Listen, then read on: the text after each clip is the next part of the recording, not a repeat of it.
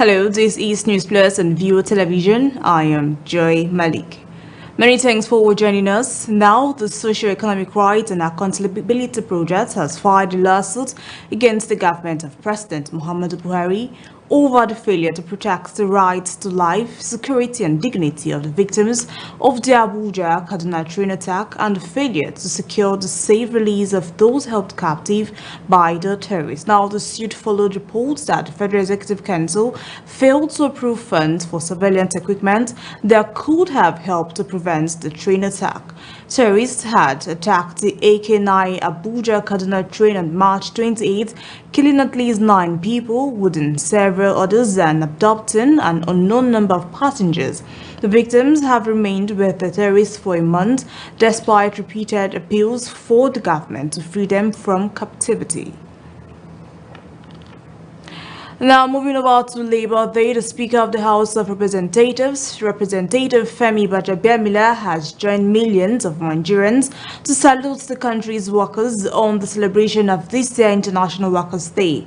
Speaker Gbajabiamila, who commended the resilience, commitment and dedication of the Nigerian workers, said their efforts would never go in vain. Now, in a press release signed by the Special Advisor on Media and Publicity to the Speaker, Larry Lasisi, expressed happiness that the Nigerian workers have lived up to expectations over the years, noting that they remain the backbone of the Nigerian working force. The Speaker said every well-meaning Nigerian must identify with the workers because of their invaluable contributions to the nation building.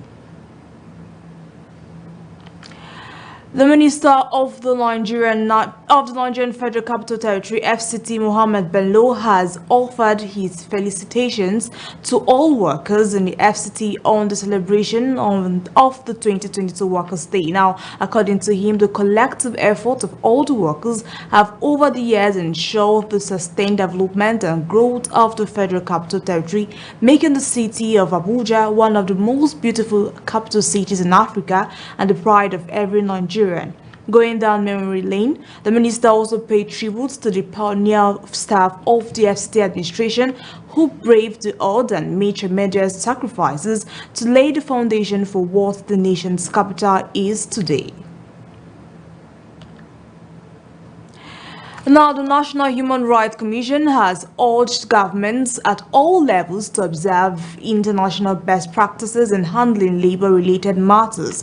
The Executive Secretary of the Commission, Tony Ojukwu, stated this as Nigeria joins the rest of the global community to commemorate the 2022 International Workers' Day. Now, he stated that prioritizing the rights of workers is critical given that human resources remain the drivers of development in any clime. He further stated that entrenching good working relations between employers and employees, both in government and private sectors in Nigeria, will bring about industrial harmony rather than suspicion, tension, and strike, which all come with their attendant negative tolls on the society. Now, the Sultan of Sokoto and President General, Nigerian Supreme Council for Islamic Affairs, Mohammed Said Abubakar, has accepted the report of the Advisory Committee on Religious Affairs and accordingly declared Monday, May 2nd, 2022 as Eid al-Fitr. Now, the Sultan also declared May 1st, 2022 as Ramadan 1443 AH. The development was contained in a statement by the Chairman Advisory Committee on Religious Affairs, Sultanate Council and Waziri of Sokoto, Professor Sambo Junad. According to the statement, the committee, in conjunction with National Moon Committee, has not received any reports of sites in the crescent months of Shawwal 1443 AH across the country. It added that the Sultan facilitates with Nigerian Muslims on the occasion of Eid and called for more prayers for Allah's guidance and acceptance of all the ibadats observed in the month of Ramadan. Now let's go on a quick break, and when we return, Newsplus continues. So stay tuned.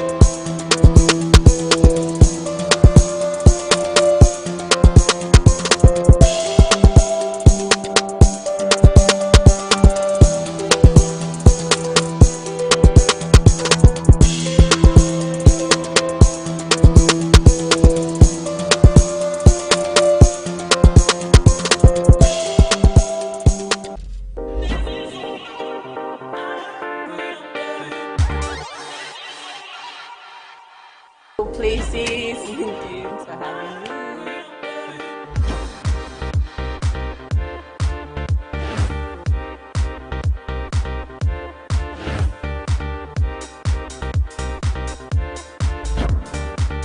Let's learn to appreciate what we have here. So beautiful. Josh, too funny. Futuristic. Yay! Yes, my people. It's your boy DJ Bali. Queen Kayla. It's your boy Dan. I want you to keep watching. Keep watching. Let's keep watching Celebrity Q&A.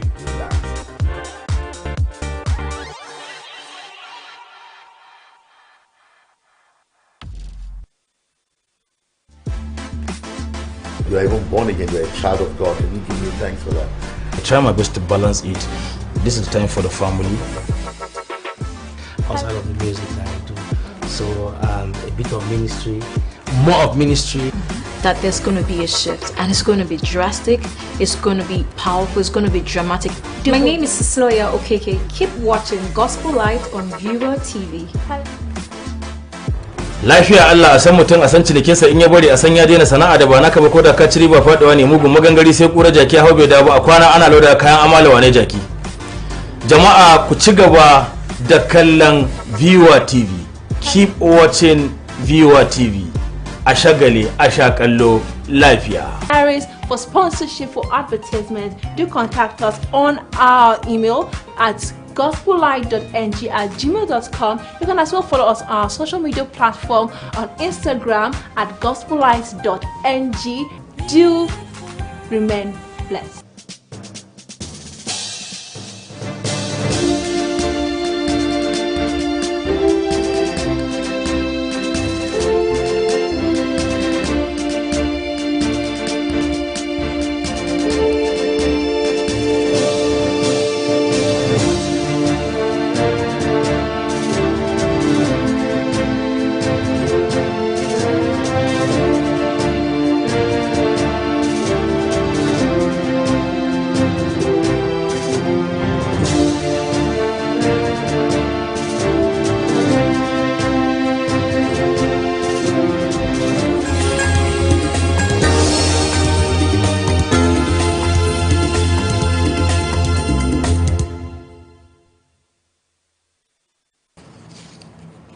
Welcome back. Keep it just joining us. This is Newsplus and Viewer Television. Now, Governor Darius Ishaku has been issued with clearance certificate to contest the senatorial seat for Southern Taraba.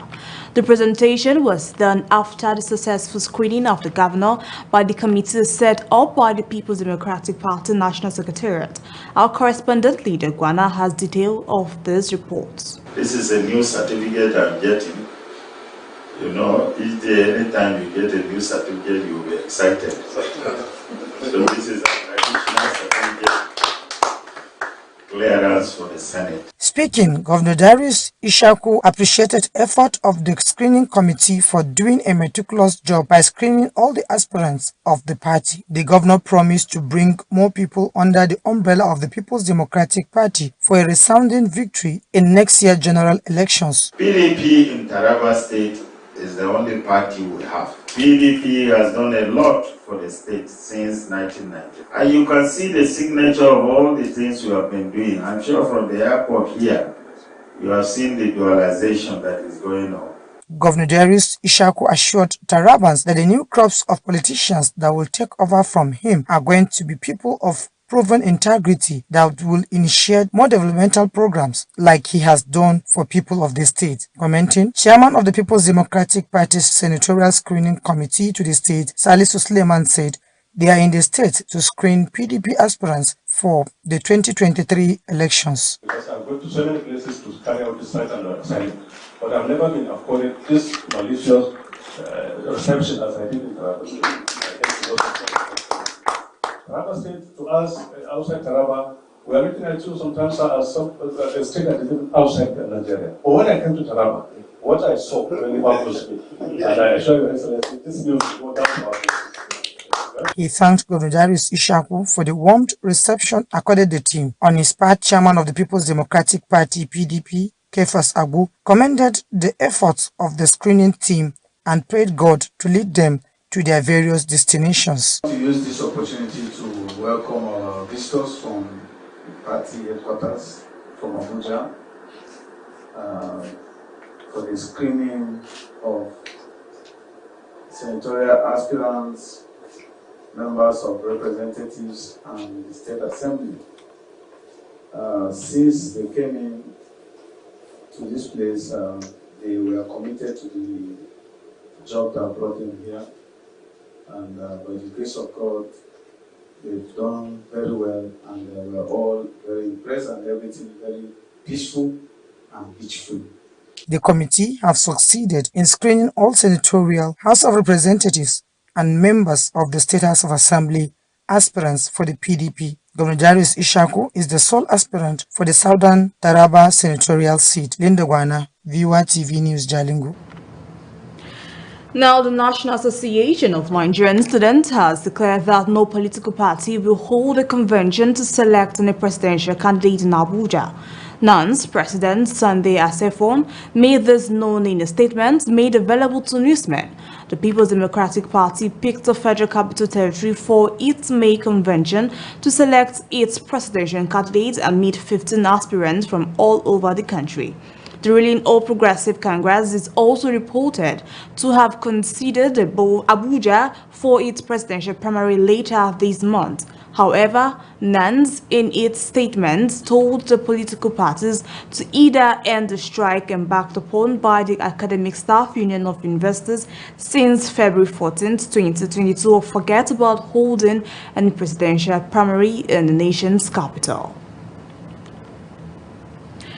Now, the Joint Admission and Matriculation Board has directed all candidates who registered for the 2022 Unified Tertiary Matriculation Examination to start printing their 2022 UTME notification slips. Now, JAM Directors of Information and Technology Service, Fabian Okoro, made the announcement via a statement released to JAM Bulletin ahead of the SAYS exercise. Now, according to the statement, the 2022 UTME notification slip is available for printing by all candidates who registered for their examination scheduled to hold from May 6 to 14th.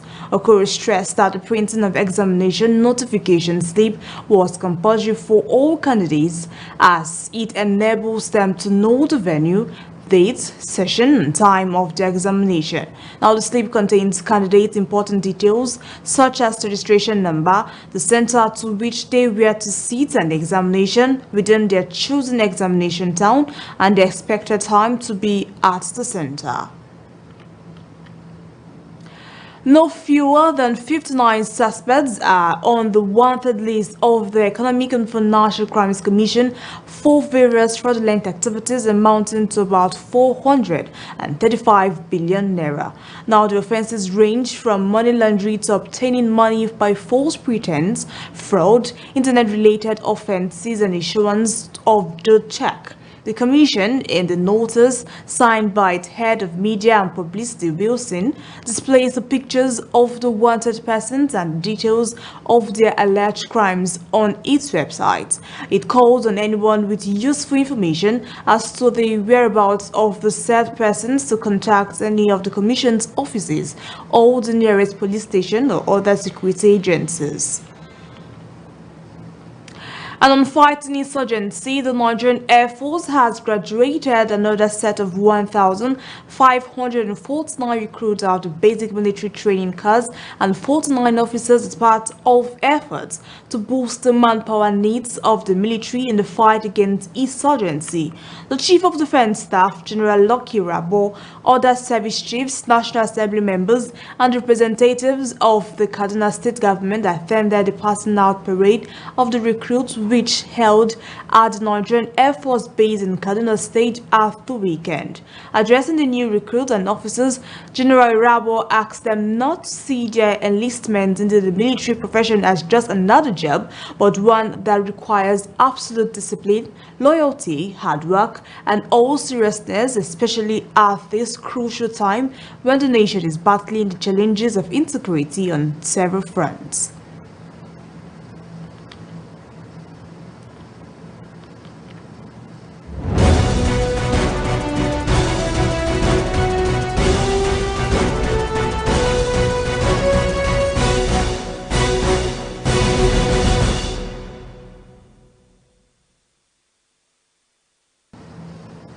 And the news around the world, Guinea military junta announced that it has received proposals for a political transition in the country. Now, the proposals range from 18 to 52 months. The 25th of April marked the deadline provided by ECOWAS for Guinea to put forward a plan of transition to civilian rule. Guinea, along with Burkina Faso and Mali, were suspended from ECOWAS following military coup and hit by a raft of economic sanctions. Now, moving over to Ukraine crisis, U.S. House Speaker Nancy Pelosi has led a congressional delegation to Kyiv to meet with Ukraine's president before heading to Poland for talks with officials there. Now, Pelosi, a California Democrat and second in line to the presidency after the vice president, is the highest-ranking American leader to visit Ukraine since the start of the war. Сполучених Штатів, народу Сполучених Штатів, Конгресу і двопалатної підтримки, і двопартійної. Цей сигнал високо ціную я як президент, наша команда і народ України. Це говорить про те, що Сполучені Штати є сьогодні дійсно лідером потужної підтримки України в часи війни проти агресії Російської Федерації.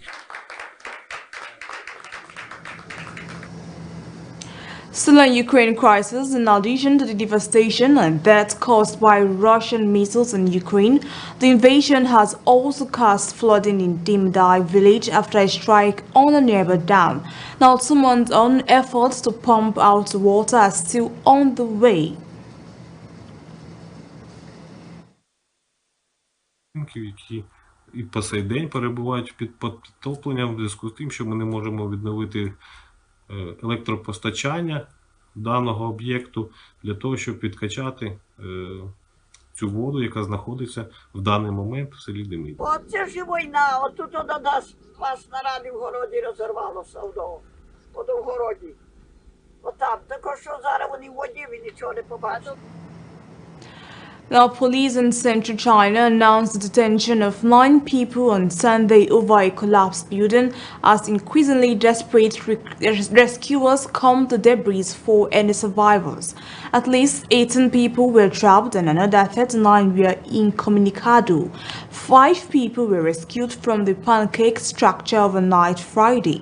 Another 5 people, all members of a private building inspection firm, provided a forced safety report after conducting a building safety audit of the hotel. And that's all on Newsplus. Do stay tuned for the rest of our programs. Many thanks for watching. Bye for now.